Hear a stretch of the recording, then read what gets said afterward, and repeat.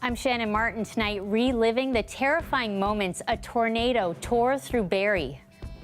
I could feel the car rocking and lifting, and I was terrified. I was absolutely terrified.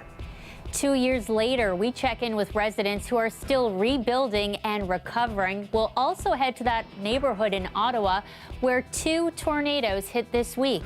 And Ottawa announces what it's calling a new pathway for Ukrainian refugees. It comes on the same day that a federal emergency visa program is set to end. Plus, diehard fans. I've been coming since 2008. I just got a picture and signature from Marcus Ericsson. Racing into action, the Honda Indy takes over Toronto. This is CBC Saturday News.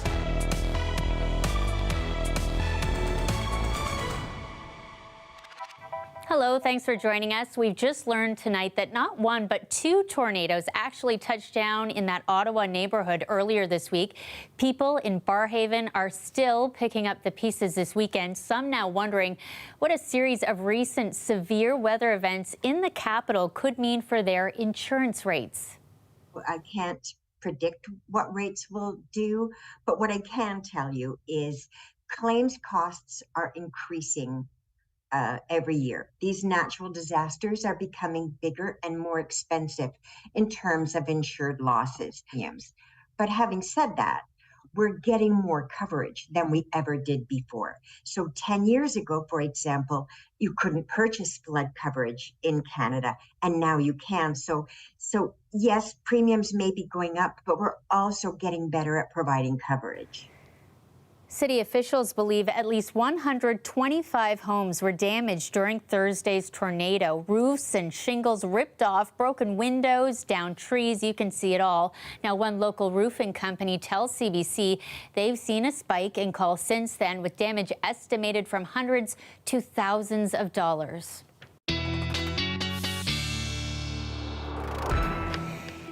Well, let's bring in Sophia. You were the one that alerted the newsroom that we just got, this development, not 1 but 2 tornadoes. Yeah, hot off the presses. It was actually drones that the survey crews used to really specifically see not only the 5-kilometer damage track, but also the 1-kilometer damage track, the smaller tornado that happened a little bit earlier. And some of the pictures that you just saw there, consistent with damage from those 2 EF1 tornadoes. And it was also verified by all the viewer video and pictures like this that you see the roof shingles off and debris being thrown at the homes and trees down. Again, consistent with the EF1 tornadoes. And there was that 3rd tornado as well in Mirabel, Quebec. Unfortunately, more active weather headed to those of you in the nation's capital region, the Ottawa region, and even to the Barrhaven suburb that is currently under cleanup. Not only this rain that we're expecting with the special weather statement out right now, 30 to 50 millimeters of rainfall possible, but also I caution to say many of you in the nation's capital region could see even more rain if some nocturnal storms really set up and get going that could drop torrential rain, heavy winds, and even quite a bit of lightning. So there's the rain over the next few hours for those of us in the GTA, and then pre-dawn, this line of pretty potent storms takes aim at anywhere from eastern Ontario into the Montreal region where there was already quite a bit of flooding. So we'll talk about this in the long range and also what this means for maybe a soggy evening on the racetracks and hopefully a better day at the Indy on Sunday. Shannon. Yeah, thanks, Sophia. And a little later on, we're going to talk to you about the tornado that hit Barrie 2 years ago. We'll kind of remember that. Anniversary today. Yeah, for sure. And we'll check in with residents, too, to see how they're rebuilding. We'll talk to you a little later, Sophia. A new pathway for Ukrainian refugees. That pledge coming from the federal government tonight. It comes now on the same day as an emergency visa program is said to end. Ithel Musa has more. The federal government is launching a new immigration program to help Ukrainians in Canada with family secure permanent residency. It comes as Ukraine continues its counteroffensive against Russia, and officials say Moscow shows no signs of stopping the war. I didn't hear anything from Foreign Minister Lavrov that suggested any change in direction when it comes to what Russia is doing in Ukraine. The announcement of Canada's new residency pathway for Ukrainians is happening on the same day another special temporary visa program expires. More than 165,000 Ukrainians have come to Canada through that free program, which was launched in March 2022. One Ukrainian who arrived in Canada on that visa worries what its end will mean for vulnerable Ukrainians. We don't know what's going to be happen tomorrow. As we know now, it's unpredictable situation with Russians in Ukraine. If something happen very, dangerous thing in Ukraine, I believe it's going to be next wave of refugees, next wave of the people who is escaping from dangerous places. The Ukrainian-Canadian Congress says providing flexibility on pathways for people to escape the war in Ukraine is crucial, given the uncertain situation. Will we see more people coming, or will we see people returning to a peaceful Ukraine? It's unknown at this point, and I think all of us are hopeful that Ukraine will win the war soon. The federal government says more details about the permanent residency program will be released closer to when it launches in October. Idil Musa, CBC News, Toronto. In other news tonight, a motorcyclist is dead after a crash on Highway 403 in Hamilton. It happened around 10:30 last night, just west of Aberdeen Avenue. OPP say they responded to a single motorcycle collision. A 42-year-old from Ancaster was pronounced dead on scene. Burlington OPP continue to investigate what could have caused that crash. Another wave of ER closures this weekend, all due to staffing shortages. The emergency departments at South Bruce Gray Health Center, St. Mary's Memorial Hospital, Clinton Public Hospital, and Wingham and District Hospital will all be reducing their hours this weekend. Hospitals are asking patients to call 911 in case of an emergency.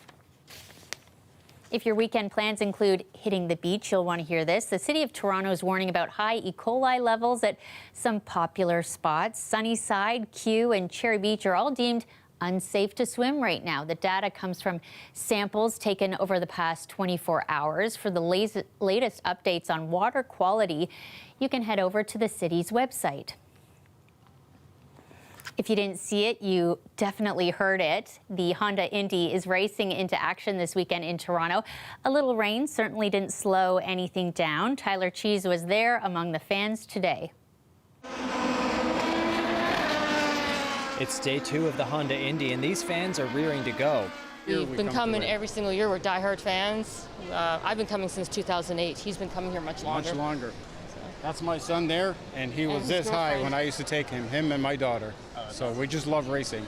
I mean, I just got a picture and signature from Marcus Ericsson, so I'd love to see him do well today. And I got a little dinky car of Will Power in my dorm, so it's cool to see him in the car. What's neat about Indy is that it's just so accessible. Like, I mean, you can just walk through the paddock and seeing the people, seeing the drivers, seeing the cars, and it's right there. And they aren't the only ones. A group of University of Toronto students were also on hand to join in the excitement and to show off the work they've done in the racing space. We design and manufacture these cars within an 8-month cycle, and then we compete for 4 months. Everything that you see is designed by us, and almost all of it is made in-house. Their latest car is set to compete in a race in Germany later this month. Our 2023 car is our first running electric vehicle, and it's back in our shop right now, being prepared to compete in Europe. As for the actual event, a number of races took place today, including this afternoon's qualifier. That determined who's going to be driving in the big race tomorrow afternoon. That race itself starts about 2 p.m. and with that, we have 27 cars that are going to be competing in that race. And with the IndyCar Series, anyone can win on that day. So just because you're starting first doesn't mean you're going to finish first, and who knows going to win that race. And it's also proven to be a record year for attendance. Last year, our crowd here was the largest crowd in 2 decades, and we're going to exceed that this year. So we've been very pleased. There's definitely an enthusiasm for motorsports once again in North America and here in Canada. So we're expecting a large crowd on race day. He says tickets are still available online and invites everyone to come down for tomorrow's big race. Tyler Cheese, CBC News, Toronto. Turning to some baseball news next, a pair of Canadian siblings are making history this weekend. He hits this ball hard, deep out to right field, and it is gone. Wow. Well, that's some big league pop right there from Bo Naylor. Really at bat, he was a first-round pick by the Marlins. Hits that ball hard, and that one is gone. Yeah, that's Bo and Josh Naylor from Mississauga, both hitting home runs in the same inning for Cleveland. They're the first brothers to do that since 2013. Now, it wasn't all good news for Cleveland. They ended up losing to Texas. Still, though, what a night for Bo and Josh, and I'm sure all their family and friends here in the GTA. Protesters remain near a landfill in Winnipeg today. Despite yesterday's court order for their blockade to come down, they're demanding a search for the remains of 2 murder victims, both from the Long Plain First Nation. Cameron McLean is there. So far today, everything here remains calm and peaceful. As you can see behind me, there's about a dozen people seated around a fire near the entrance to the main road leading into the landfill. It's a smaller crowd than what we saw here yesterday, just after the judge's injunction went into effect. We've seen people delivering food and water to the protesters here, and occasionally we hear cars and trucks on the highway honking their horns in support. No sign yet today of the Winnipeg Police Service. Essentially, everyone here is waiting to see what will happen now that the injunction has gone into effect. People here today seem to be in good spirits. Some of them have been camped out here for more than a week now. They continue to ask the province and the city to come to them and negotiate a resolution to the situation, but their demands remain the same. They want a search of the Prairie Green landfill just outside of the city of Winnipeg.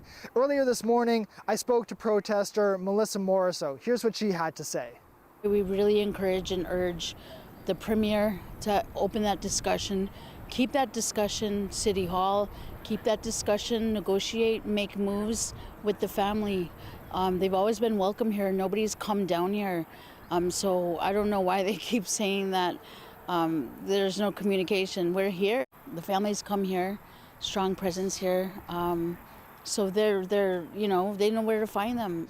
Whatever happens today, these protesters say they intend to remain peaceful, but they also remain determined to get what they want, which is a search of the Prairie Green landfill. And they're also asking any of their supporters to come down here and stand with them. Cameron McLean, CBC News, Winnipeg. It is only mid-July, and Canada is already seeing its worst wildfire season on record. Several provinces and territories are still battling blazes, and in some places, there aren't enough firefighters. Chris O'Neill-Yates has more on relief efforts across the country. Wildfires in BC have led to 13 evacuation orders. More than 2,000 personnel are on the ground. Ottawa has approved more help, including the military. The Yukon, too, has been asking for assistance. Nova Scotia is answering the call now that its own fire season has subsided. It's deploying 20 firefighters and a logistical person on Sunday morning. We had a lot of help when we were busy, and that's what it's all about, is reciprocating when we can. All across Western Canada, an acrid haze fills the sky, hanging over events such as the iconic Calgary Stampede. Right now, definitely the biggest hotspots are BC, Alberta, portions of southern Saskatchewan, and the Northwest Territories. So that is where the most forest fires we're seeing are occurring right now. Help is on the way to fight fires in Alberta, too.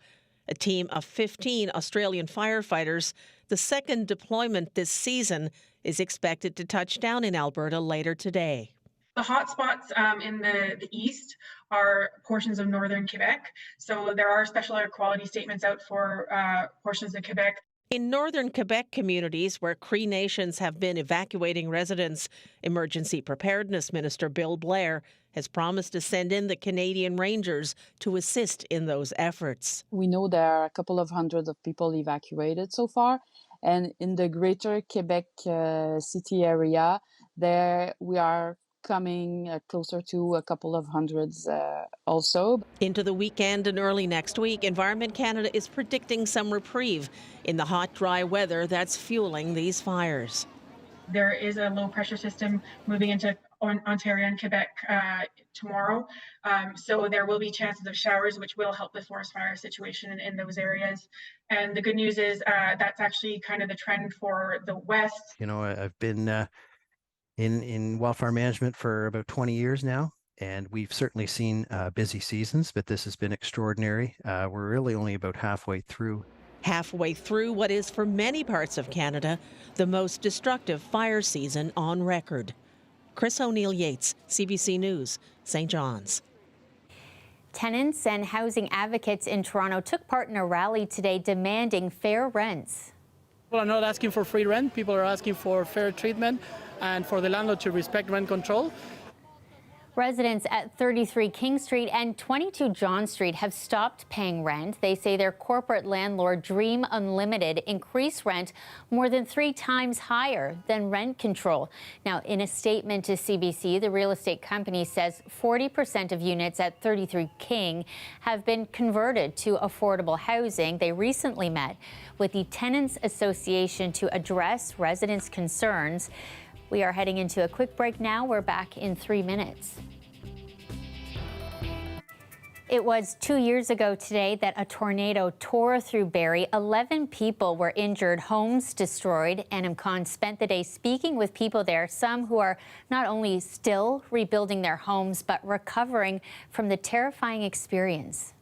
Looking at this street, you wouldn't be able to tell that a tornado ripped through this area, destroying dozens of homes in its path. But if you just look around, you'll see the evidence. People are still recovering and homes are still being built 2 years later. If you weren't personally involved, I think people tend to forget things. But if you were involved, just coming home, you'll remember the house right across the street had no roof and the second floor was on the first floor. Michael Lombardo lives in one of the hardest hit neighborhoods.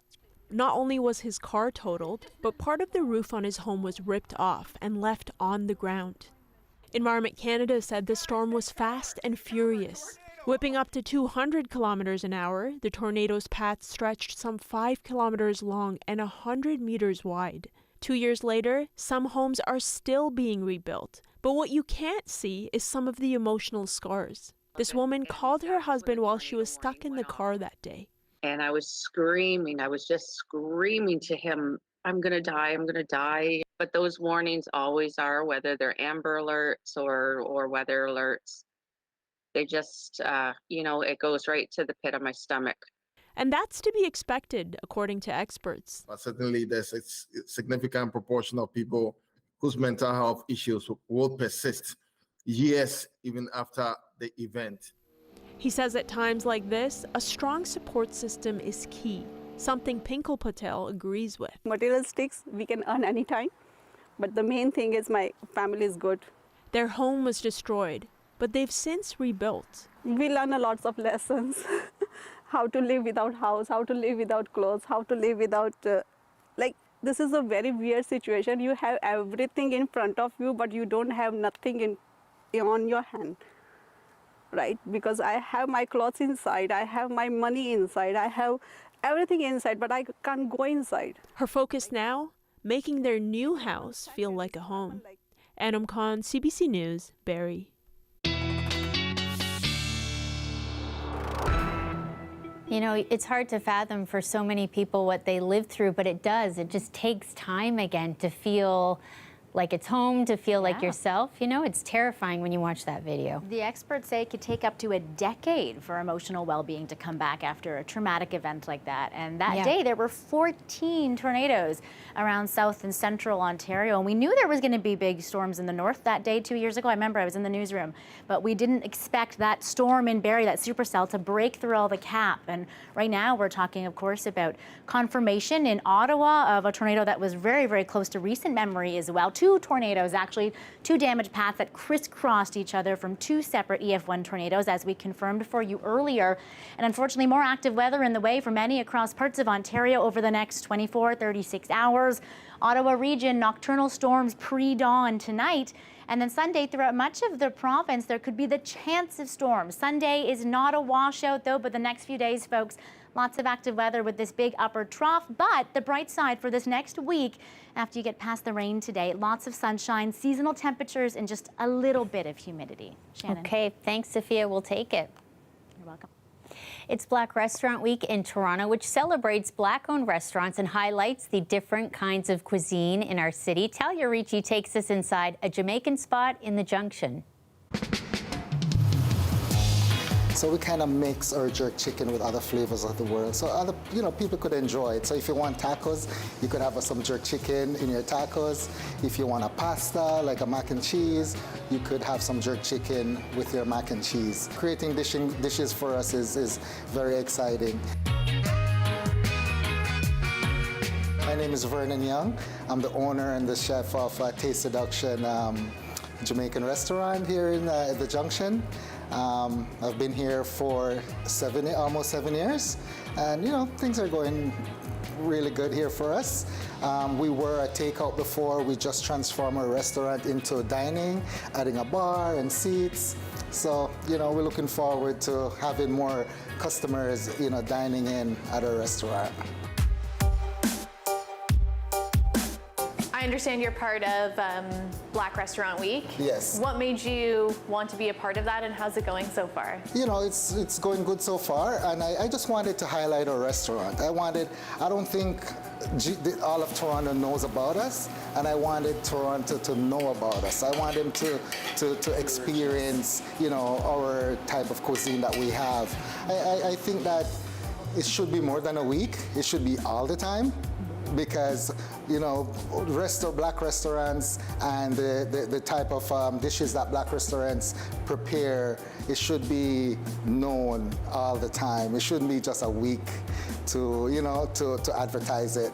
So honestly, I really think what Black Restaurant Week is, it's a very good thing for Black businesses, and I thumbs up to those guys. I appreciate them reaching out to us, and I'm happy to be a part of it. It's not to collect the money, it's to see their reaction. That's what pays me. To see somebody, to create a meal and see somebody enjoy it. I'm like, yeah, that's what makes me feel good as a chef. I put my love into my food, so when you eat my food, you taste love. If you weren't hungry before, I bet you are now. That's our show for you tonight. Thanks for watching. Before we go, though, we want to take you to Nathan Phillips Square for Taste of the Middle East. Yes, more food. CBC's Ismaila Alpha learning a traditional folk dance. Organizers told us the goal is to host the longest Dabke dance in Toronto. The festival also featuring food, art, and culture. We'll see you again tomorrow.